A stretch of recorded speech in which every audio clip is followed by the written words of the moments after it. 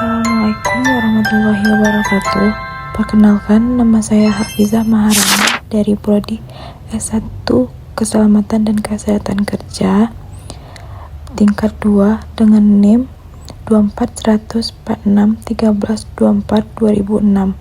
Pada kesempatan kali ini, saya akan membahas sebuah materi pada mata kuliah Aspek Manusia dalam ketiga pada pertemuan ke-11 yang berjudul Konsep Safety Climate dan Safety Culture dengan dosen pengampu Dr. Diki Bima Prasetyo. Baik, pada pembahasan kali ini ada 3 pembahasan. Yang pertama, konsep safety climate, yang kedua, konsep safety culture, dan yang ketiga, upaya pembentukan safety culture di tempat kerja dengan benar. Pembahasan pertama, konsep safety climate. Konsep safety climate berasal dari konsep teori organisasi. Pada tahun 1960-an sampai 1970-an, ahli psikologi industri meneliti bagaimana suasana kerja atau organizational climate mempengaruhi perilaku karyawan secara umum. Pada tahun 1980-an, Dov Zohar mengadaptasi konsep organizational climate dan menciptakan safety climate melalui Safety Climate in Industrial Organization. Iklim keselamatan didefinisikan sebagai sikap dan persepsi personel terhadap lingkungan kerja mereka. Konsep safety climate. Safety climate adalah pengukuran sekilas terhadap persepsi, sikap, dan keyakinan karyawan mengenai risiko dan keselamatan. Safety climate biasanya dianggap sebagai manifestasi dari budaya keselamatan yang lebih luas. Zohar mengklaim bahwa penelitian telah memvalidasi iklim keselamatan sebagai indikator utama atau leading indicator atau prediktor yang kuat untuk hasil keselamatan. Iklim keselamatan merujuk pada persepsi kolektif terhadap kebijakan, prosedur, dan praktik terkait keselamatan dan umumnya didefinisikan sebagai persepsi kolektif tentang bagaimana keselamatan diatur dalam sebuah organisasi. Fokus pengamatan safety climate.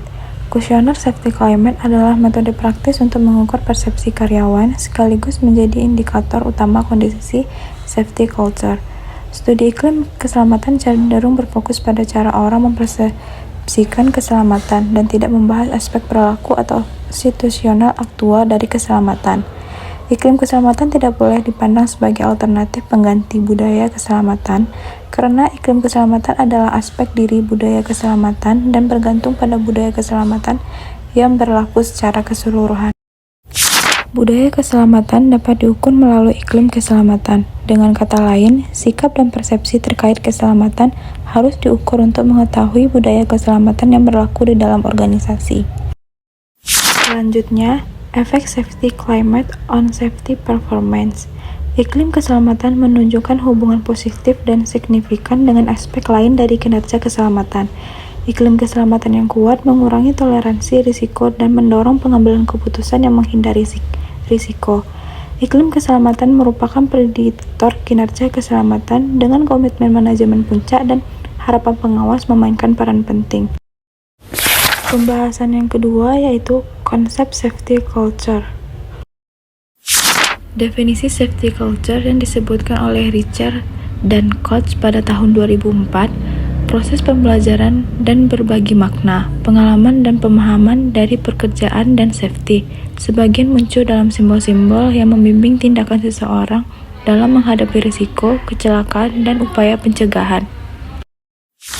Selanjutnya, konsep safety culture berasal dari teori organisasi dan teori sebelumnya. Sebelumnya, paradigma masalah ketiga terjadi karena manusia dan mesin, dijelaskan pada broken part or broken person, kemudian teori H.W. Heinrich pada tahun 1931. Pada tahun 1970-an sampai 1980-an, Andreu Paticrio menerbitkan judul Unstudying Organization Culture pada tahun 1979. Kemudian setelah itu ada kejadian tragedi Chernobyl pada tahun 1996 yang ternyata diketahui penyebabnya adalah budaya keselamatan. Konsep safety culture berasal dari konsep teori organisasi. Faktor penyebab kecelakaan bertambah dengan adanya faktor budaya keselamatan. Konsep organizational culture. Teori organizational culture ini menyatakan bahwa organizational culture muncul dari keyakinan-keyakinan bersama.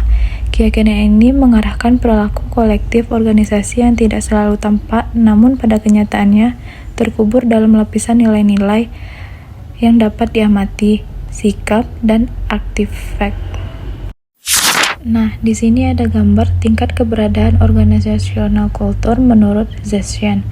Level pertama yaitu artifak atau visible, level kedua value dan norms atau less visible, level ketiga basic assumption dan belief. Selanjutnya konsep safety culture. Pengertian safety culture seperangkat nilai, keyakinan, dan norma yang dianut bersama secara mendalam oleh seluruh anggota organisasi. Ini mencerminkan siapa kami sebenarnya dan bagaimana kami melakukan sesuatu di sini, atau terutama saat tidak ada yang mengawasi. Budaya keselamatan yang positif meningkatkan keselamatan kerja. Budaya keselamatan dihasilkan dari kombinasi sikap keselamatan yang baik, manajemen keselamatan yang baik yang ditetapkan oleh organisasi, dan penempatan prioritas tertinggi pada keselamatan. Budaya organisasi yang matang dan dipahami bersama oleh manajemen dan karyawan akan melahirkan komitmen yang kuat, efisiensi kerja, serta produktivitas tinggi. Selanjutnya, tragedi Chernobyl pada tahun 1986. Industri nuklir dan Komisi Regulasi Nuklir IC atau NRC secara eksplisit mengakui pentingnya faktor manajemen dan organisasi terhadap keselamatan fasilitas nuklir setelah kecelakaan di Trimili Island atau TMI, Unit 2, setelah kecelakaan Chernobyl. NRC melaporkan bahwa kekurangan utama keselamatan reaktor terletak pada aspek manajemen, bukan perangkat keras. Laporan tersebut juga mengkritik pengabaian NRC terhadap area vital seperti human factor dan pelatihan operator. Selanjutnya, ada 5 bagian upaya pembentukan safety culture di tempat kerja dengan benar. Yang pertama, komitmen dan keterlibatan kepemimpinan. Yang kedua, komunikasi yang efektif. Yang ketiga, keterlibatan karyawan. Yang keempat, peningkatan dan umpan balik berkelanjutan. Yang kelima, integrasi dengan sistem organisasi. Selanjutnya yaitu pembahasan pembentukan safety culture di tempat kerja dengan benar. Yang pertama, komitmen dan keterlibatan kepemimpinan. Para pemimpin harus secara nyata berkomitmen terhadap keselamatan, menunjukkan bahwa keselamatan adalah nilai inti organisasi. Ini termasuk menetapkan tujuan keselamatan yang jelas, mengakui pencapaian keselamatan, dan mengintegrasikan keselamatan ke dalam rutinitas harian. Para pemimpin harus terlibat dalam diskusi keselamatan, melakukan pengarahan keselamatan, dan memberikan umpan balik.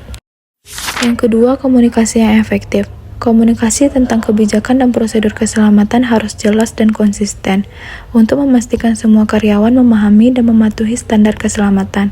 Ini termasuk menggunakan berbagai alat komunikasi seperti pertemuan singkat untuk mengkoordinasikan keselamatan, dashboard, dan sistem pelaporan.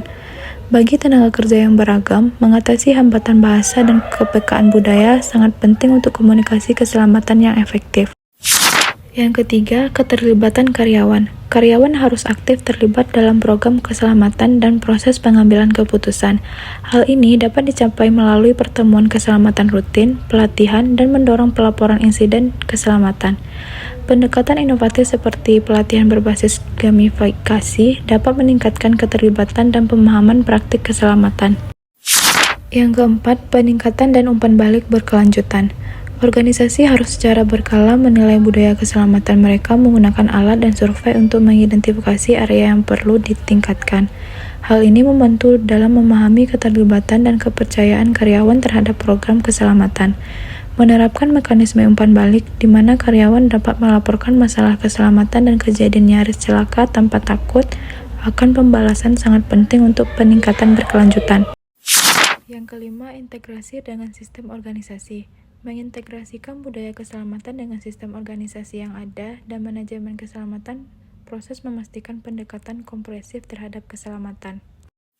Nah, kesimpulan dari materi di atas, safety culture adalah fondasi nilai jangka panjang atau akar, sedangkan safety climate adalah potret persepsi karyawan saat ini atau cermin. Sinergi keduanya menegaskan bahwa keselamatan kerja bukan sekadar soal memperbaiki mesin atau aturan teknis, melainkan soal membangun mentalitas organisasi di mana keselamatan menjadi kebutuhan sadar, bukan sekedar kewajiban. Demikianlah materi yang saya sampaikan. Assalamualaikum warahmatullahi wabarakatuh.